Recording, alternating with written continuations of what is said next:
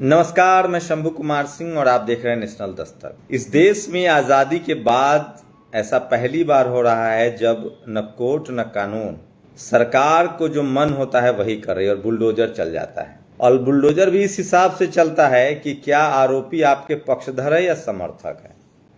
फिलहाल सच्चाई है कि इस देश में जहां जहां बीजेपी की सरकार है वहां वहां तुरंत अगर मुसलमान आरोपी है, चाहे वो खीरा फेंकने का आरोपी हो, कहीं कहीं तो थूक फेंकने का आरोपी बनाया गया है। मध्य प्रदेश में तो अजीब हाल है, एमपी गजब है।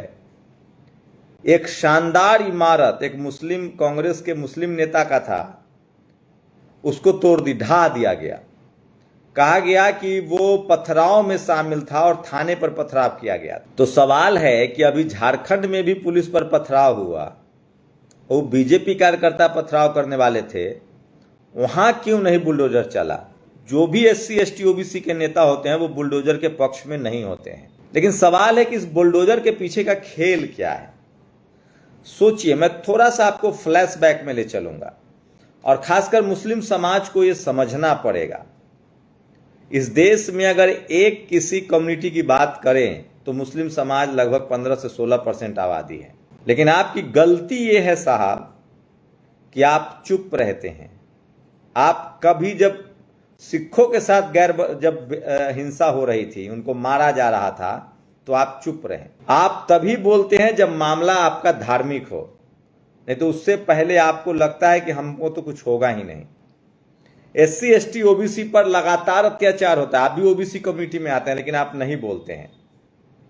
अभी एससी समाज ने भारत बंद किया, आप नहीं आए सड़कों पर, जबकि तमाम एससी एसटी ओबीसी के लोग शाहीन बाग में भी आपके साथ थे। तो ये समझना पड़ेगा और आपको एक साथ आना पड़ेगा और आपको संवैधानिक अधिकार के लिए लड़ना पड़ेगा। सोचिए, मध्य प्रदेश में जो घर था वो कितना बड़ा घर था। शुरुआत यूपी बुलडोजर राज की यूपी से हुई। यूपी में तो प्रोटेस्टर्स के नाम छपवा दिए गए थे सड़कों पर। यह बात तय है कि आज सबसे ज्यादा मुस्लिम समाज को आइसोलेट कर दिया गया है। अभी बीजेपी को या कांग्रेस को हिंदू मुस्लिम की राजनीति सूट कर रही है।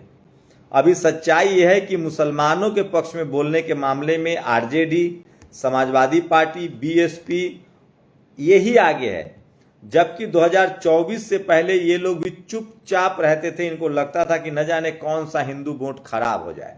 ओवैसी जो है वो लगातार इनके मुद्दों पर बोलते हैं। तो आज के डेट में समाज के तौर पे मुस्लिम समाज को टारगेट करना सबसे आसान हो गया है। उनको किसी भी मामले में फंसाया जा सकता है। और ये मैं इसलिए बार बार कह रहा हूं, खासकर एससी एसटी ओबीसी और किसान जातियों को, कि आप ज्यादा खुश मत होइए। होता तो आपके साथ भी यही है। आप सिर्फ वोट के समय हिंदू होते हैं। अभी एससी एसटी का भारत बंद था 21 अगस्त को, तो देखिए एक भी मुसलमान इक्का दुक्का है जो मनुवादी मेंटालिटी के हैं, जो एससी एसटी को गाली देते हैं, हम उनको जानते हैं। लेकिन बहुसंख्यक मुस्लिम समाज मजे नहीं ले रहा था। ज्यादातर मनुवादी थे जो मजे ले रहा था। बार बार मैं कह रहा हूं, एससी एसटी ओबीसी रिजर्वेशन के खिलाफ मुस्लिम समाज नहीं है, कुछ मुट्ठी भर होंगे। ये जितने मुसलमान अभी बुलडोजर बुलडोजर चिल्ला रहे हैं, कांग्रेस और उसमें छोटे रिचार्जों की चुप्पी पर सवाल खड़े कर रहे हैं। अगर सभी लोकसभा या विधानसभा चुनाव का ऐलान हो जाए तो अभी सभी मुसलमान कांग्रेस और उसके छोटे रिचार्ज को सभी गिले शिकवे भुलाकर एक तरफा एक मुश्त वोट देंगे। यही लोग जो चुनाव के वक्त जोर जोर से चिल्लाएंगे बसपा बी टीम है, मजलिस बी टीम है। एक और खबर बता रहा हूं जो सोशल मीडिया पर सबसे वायरल है। तो सवाल है कि लोग टूट जाते हैं घर बनाने में, तुम तरस नहीं खाते बस्तियां जलाने में। बीजेपी शासित राज्यों में कोर्ट कचहरी पुलिस थाना बंद कर देना चाहिए। वैसे अगर बुलडोजर से ही सरकारें चलानी है तो इन मुख्यमंत्रियों की क्या जरूरत है। और फिर यह ढोंगी संविधान के आगे शीश झुकाते हैं। सवाल है कि अगर बीएसपी सुप्रीमो के साथ मुस्लिम समाज के लोग खड़ा हो जाएं तो क्या मजाल है मायावती जी भारत बंद करवा देती हैं। एक ट्वीट पर फैसले वापस लेने होते हैं। मैं इसलिए कह रहा हूं, इस देश में अगर बहुजन समाज की सबसे कोई मजबूत नेता है तो मायावती जी, जिनका अपमान करने की कोई सोच नहीं सकता है। आगे बताऊंगा वक्फ बोर्ड से मतलब क्या है, और जो मीडिया एडवाइजर बने हैं दिलीप मंडल, उन्हीं की भाषा में बताऊंगा। मध्य प्रदेश सीएम के इशारे पर जिस तरह घर की एक एक ईंट को नष्ट किया गया, उसी तरह शपथ का एक एक शब्द भी नष्ट हुआ है। चंद्रशेखर आजाद जो हैं वो भी लगातार बोल रहे हैं, लेकिन सवाल है कि ये जो मुस्लिम समाज को जो टारगेट किया जा रहा है उसकी सबसे बड़ी वजह है पॉलिटिकल वजह है। मैं बार बार कह रहा हूं, इस देश के मुस्लिम समाज को समझना पड़ेगा। 60 साल तक आप कांग्रेस के साथ थे। कांग्रेस की पॉलिसी थी अत्याचार करो और पीठ सहलाओ। सबसे ज्यादा धार्मिक हिंसा भी कांग्रेस के दौर में हुई, सबसे ज्यादा जातीय हिंसा भी कांग्रेस के दौर में हुई, क्योंकि तब सोशल मीडिया नहीं था और टीवी अखबार आज बीजेपी के साथ है, कल कांग्रेस के साथ था।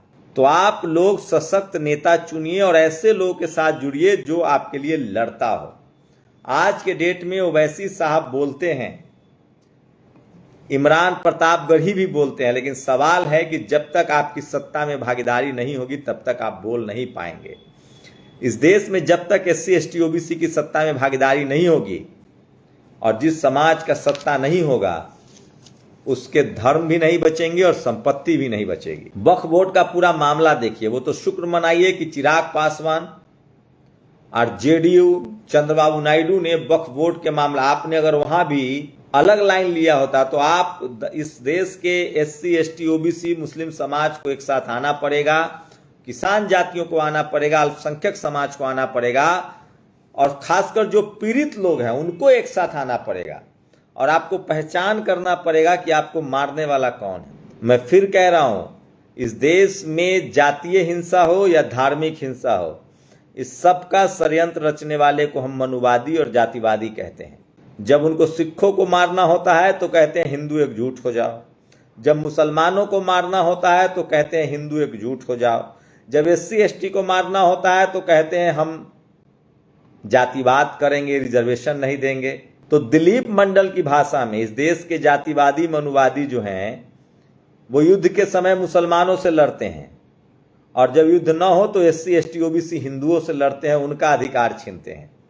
अब वक्फ बोर्ड को लेकर दिलीप मंडल जो मीडिया एडवाइजर है उनकी ही भाषा में माने तो मुकेश अंबानी ने घर बनाया है जो एंटीलिया, वो वक्फ बोर्ड की जमीन है और भारत सरकार ऐसा कानून लाना चाहती है कि जिसने 10 साल हो गया जिस जमीन पर कब्जा है वो वक्फ बोर्ड की जमीन भी जिसके कब्जे में उसका हो जाएगा। मुस्लिम समाज के पास वक्फ बोर्ड की काफी सारी जमीनें हैं। तो ऐसे में सवाल है कि SC ST OBC के साथ, किसान जातियों के साथ मुस्लिम समाज को आना पड़ेगा, खड़ा होना पड़ेगा, संवैधानिक दायरे में बोलना पड़ेगा।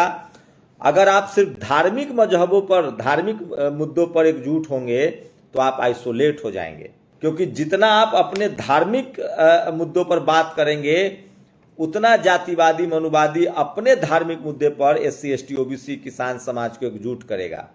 इसलिए धर्म भी आपका तभी बचेगा जब आप SC ST OBC और किसान समाज के साथ एकजुट होंगे, रोजी के मुद्दे पर, रोटी के मुद्दे पर, संविधान के मुद्दे पर, नौकरी के मुद्दे पर।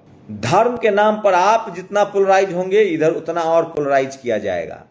और इसलिए मैं कह रहा हूं कि आपने शाहीन बाग का जो मामला था, जिस तरह से CA/NRC के समय आप लोगों ने हाथ में संविधान उठाया, इससे एक शानदार मैसेज गया। आपको संविधान के तौर पे प्रदर्शन करना होगा और जहां जहां SC ST OBC का, क्योंकि आप भी ST हैं, मुस्लिम समाज जम्मू कश्मीर में ST में आते हैं, 90% मुस्लिम OBC में आते हैं।